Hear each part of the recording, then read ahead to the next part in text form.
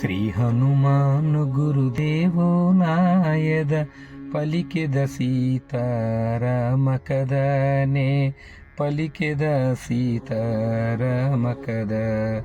శ్రీ హనుమంతుడు అంజనీ శృతుడు అతి బలవంతుడు రామభక్తుడు లంకకు పోయి రాగల ధీరుడు మహిమోపేతుడు శత్రుఘర్షణుడు జాంబవదాది వీరులందరినీ ప్రేరేపింపగా సమ్మతించెను.